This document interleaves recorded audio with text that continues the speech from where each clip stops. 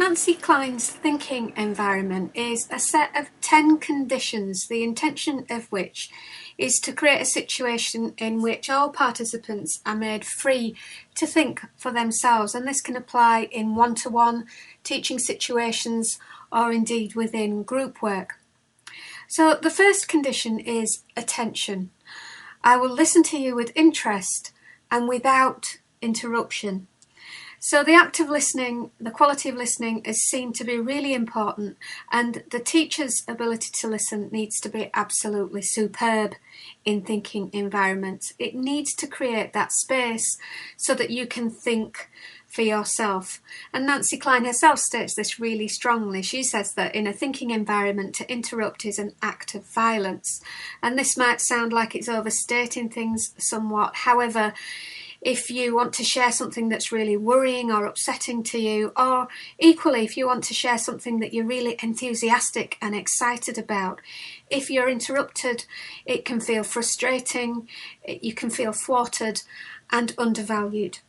So listening is really important in thinking environments. Also important is equality. I assume that you and I are equal as thinkers, perhaps not as knowers. I know more about you than some things, you know more about some things than I do, but as thinkers we are equal. Also important is ease. I will be comfortable with any pace you choose to set, and I will not hurry you. A feeling of ease creates, whereas urgency destroys.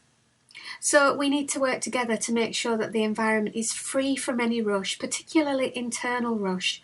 And the ease will help you to find time to discover the incisive questions that you need in order to break through to find your answer. So to allow things to develop naturally in their own time, ease is vital. Appreciation. I will offer you genuine acknowledgement of your qualities as a thinker, and this will be concrete praise, not lip service, but a genuine sharing of appreciation for each other's qualities as thinkers. Also encouragement. I'll give you every encouragement necessary without interrupting you to enable you to think effectively. So it's avoiding crowding your airtime, but as a teacher, I'll try to encourage you to go as far as you want to go with your thinking. Feelings. I will not interrupt the expression of your feelings and will not hurry you to pull yourself together. So feelings that are generated from prior experiences can limit people's assumptions about what they're able to achieve in a new environment, because they think, oh no, I'm not prepared to go there because of what happened the last time I tried that. And those feelings are very true and real within the learner, and they can limit their ability to find new solutions. So there's never any denying that those feelings are very, very real and they're not to be dismissed. But together we can acknowledge that and acknowledge the crippling power of those feelings on occasion, and find a way to think differently and reach for and achieve liberating assumptions. Broadly speaking, this allows a safe place for some emotional release that can restore the opportunity to think rationally. Silence and learning to embrace silence is vital here too, and it links in to that easeful environment that allows time for things to unfold, not always having to rush to find an answer, not needing to think, I must act right now.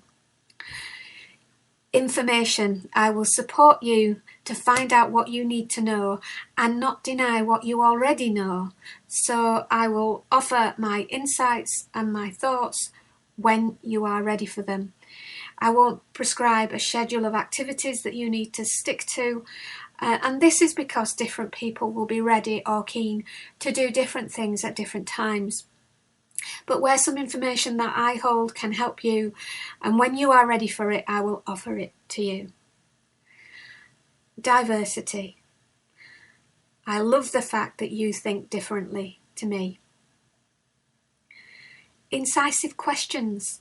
I will ask you the questions that enable your thinking to break free from limiting assumptions.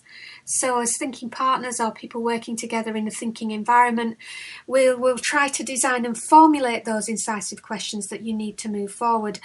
It's best if the words come from you, but as a teacher I will help you to find those questions, that real vital element to help you break free from limiting assumptions of the past, and encourage you to be brave and to think at the cutting edge of what you're able to do.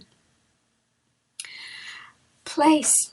We will try to make sure that we are physically comfortable for the duration of our time together, finding a place where and when we can meet that is comfortable for all of us, that is convenient for all of us, and is possible given the time and spaces to which we have access. And creating a space that's conducive shows that all the participants matter, and that is really important too. So to reiterate, the 10 components of Nancy Kline's thinking environment are attention, equality, ease,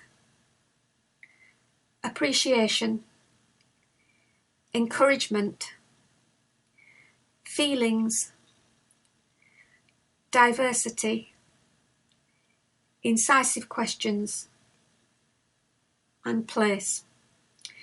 Now, if these 10 components are accepted and embedded, then the experience can be really quite profound. How can we then manage to remember and maintain all of those 10 components? Well, the answer is that it becomes internalised, if you like. It becomes habitual if it's used regularly within teaching. And so you eventually get to the point where you can say, we're going to create now a thinking environment, and if people are well rehearsed in this, they will have internalised it. So it becomes a way of being, a disposition towards oneself and one's learners, and something that is of the heart that one can ascribe to as conducive to good participative learning and an equality of approach that engages everybody and involves everybody in their own personal development.